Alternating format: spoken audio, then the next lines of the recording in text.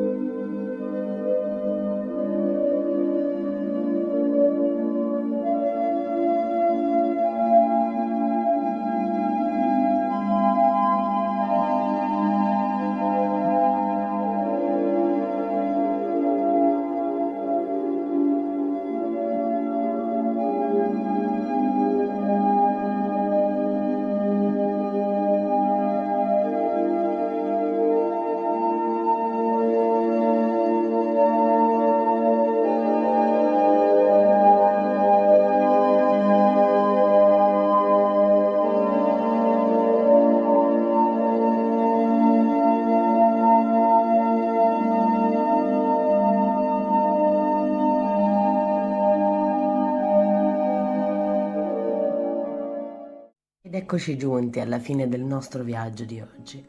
L'ultima cosa che voglio raccontarvi è come è nata l'ispirazione per questo progetto.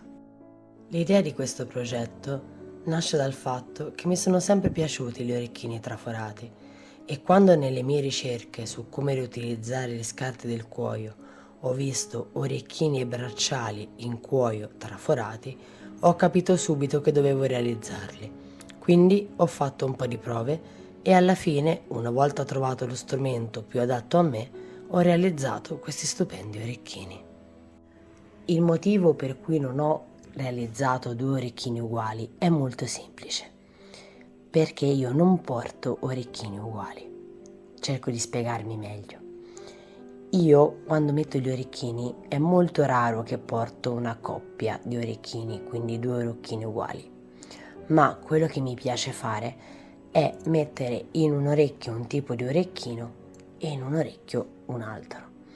Questo perché mi dà modo di avere molte combinazioni con i tanti orecchini che ho, ma la cosa principale è che mi piace avere gli orecchini differenti.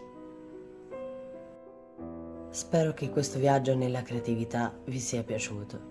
Vi aspetto nel prossimo video e se volete continuare a viaggiare insieme a me in questo fantastico mondo, non perdetevi gli altri video e iscrivetevi al canale se non l'avete ancora fatto. E se volete fare due chiacchiere con me, vi lascio il link del gruppo Telegram del mondo delle fate che ho creato apposta per noi. Ci vediamo nel prossimo viaggio.